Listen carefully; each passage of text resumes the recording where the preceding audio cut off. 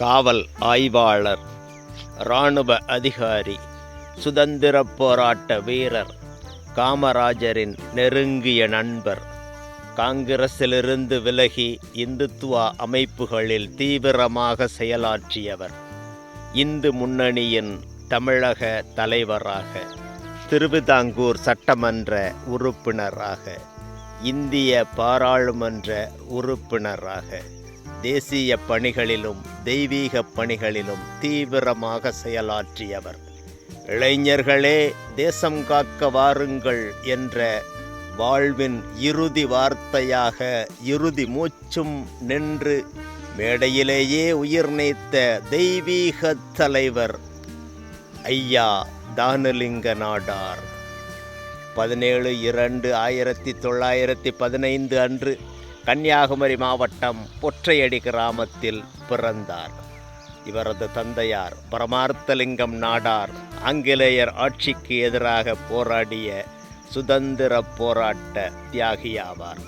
இளமை பருவத்திலேயே தேசப்பற்றும் இந்து உணர்வும் மிக்கவராக திகழ்ந்தார். மார்சல் நேசமணியின் திருவிதாங்கூர் தமிழ்நாடு காங்கிரஸ் கட்சியில் தீவிர உறுப்பினராக செயல்பட்டார். 1938ஆம் ஆண்டு 23வது வயதில் கேரள இந்து மிஷன் உப தலைவராக தேர்ந்தெடுக்கப்பட்டார்.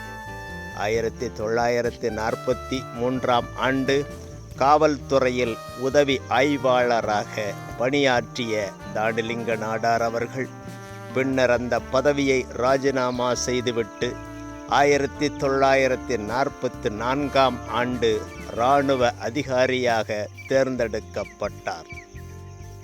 கலைப்படிப்போடு சட்டப்படிப்பையும் முடித்த ஐயா தானுலிங்க நாடார் அவர்கள் 1946ஆம் ஆண்டு நாகர்கோவில் வழக்கறிஞர் சங்கத்தில் சேர்ந்து மாவட்ட நீதிமன்றத்தில் வழக்கறிஞர் தொழில் செய்தார். 1947ஆம் ஆண்டு மார்சல் நேசமணி அவர்கள் திருவிதாங்கூர் தமிழ்நாடு காங்கிரஸ் கட்சியை ஆரம்பித்து திருவிதாங்கூர் மாநிலத்தில் உள்ள தமிழ் பகுதிகளை மதராஸ் மாநிலத்தோடு இணைக்கும் செயல்பாடுகளால் ஈர்க்கப்பட்டு தீவிரமாக குமரி மாவட்ட விடுதலையில் ஈடுபட்டார். 1948ஆம் ஆண்டு திருவிதாங்கூர் கொச்சி ராஜ்யத்தின் சட்டமன்ற உறுப்பினராக தேர்ந்தெடுக்கப்பட்டு 3 ஆண்டு காலம் சட்டமன்ற உறுப்பினராக பணியாற்றினார். 1951ஆம் ஆண்டு திருவிதாங்கூர் தமிழ்நாடு காங்கிரஸ் 2ஆக பிரிந்தபோது ஒரு பிரிவின் தலைவரானார். 1953ஆம் ஆண்டு திருவிதாங்கூர் தமிழ்நாடு காங்கிரஸ் கட்சியின் உபதலைவராக தேர்வு செய்யப்பட்டார். 1953ஆம் ஆண்டு திருவிதாங்கூர் கொச்சி ராஜ்யத்தின் சட்டமன்றத்தில் பனம்பள்ளி கோவிந்தமேனன் முதல்வராக இருந்தபோது சட்டமன்ற எதிர்க்கட்சி தலைவராக 3 ஆண்டுகள் பணி செய்தார். அந்த வேளையில் நாகர்கோவில் நகர்மன்ற உறுப்பினராகவும் செயற்பட்டார். 1954ஆம் ஆண்டு ஜூன் மாதம் திருவிதாங்கூர் தமிழ்நாடு காங்கிரஸ் கட்சி தமிழர் பகுதிகளை மதராஸ் மாநிலத்துடன் இணைக்க வேண்டி நடத்திய பெரும் போராட்டத்தில் கலந்து கொண்டு 6 மாதம் சிறை தண்டனை பெற்றார். 1957ஆம் ஆண்டு நடைபெற்ற நாடாளுமன்ற தேர்தலில் நாகர்கோவில் தொகுதியில் போட்டியிட்டு வெற்றி பெற்று 5 ஆண்டுகள் நாடாளுமன்ற உறுப்பினராக செயலாற்றினார்.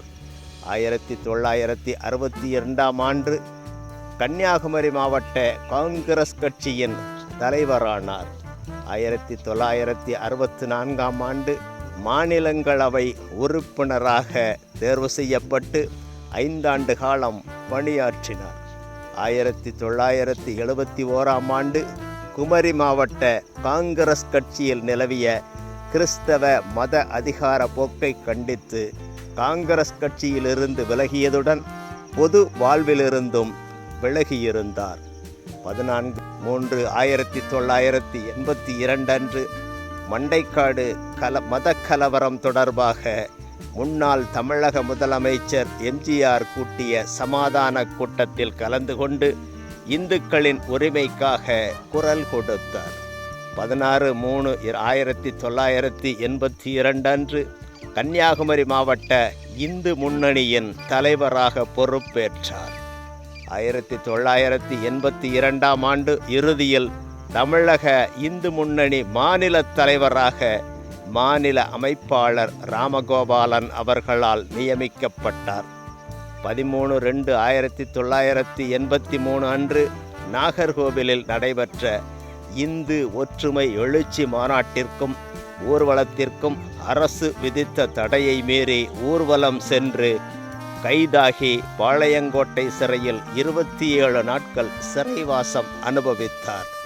1984 ஆண்டு இந்துக்களின் உரிமை காக்க மண்டைக்காடு கடலில் குளிப்பதற்கு ஊர்வலமாக சென்றார்.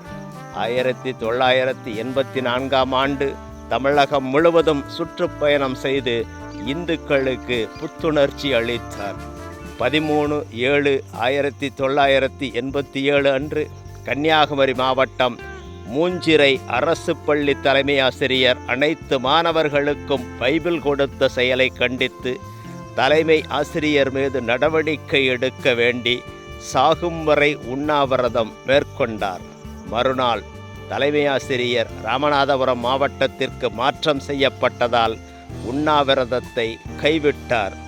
2/10/1987 அன்று நாக்பூரில் RSS நடத்திய விஜயதசமி விழாவில் தலைமையேற்று சிறப்புரையாற்றும் பெருமை பெற்றார். 1988 ஆண்டு RSS இயக்கத்தின் நிறுவனர் டாக்டர் ஹெக்டேவார் நூற்றாண்டு விழா செயற்குழு உறுப்பினராக தேர்வு செய்யப்பட்டார். 3/10/1988 அன்று திருநெல்வேலி மாவட்டம் ஏரலில் நடந்த டாக்டர் ஹெட்கேவார் நூற்றாண்டு விழா பொதுக்கூட்டத்தில் சித்திரகுப்தன் எனது ஏட்டை புரட்டி கொண்டிருக்கிறான், இளைஞர்களே தேசப்பணியாற்ற வாருங்கள் என்று அறைகூவல் விடுத்தவாறு மேடையிலேயே இறுதி மூச்சையும் விட்டு தெய்வீக தலைவரானார் ஐயா தானுலிங்க நாடார் அவர்கள்.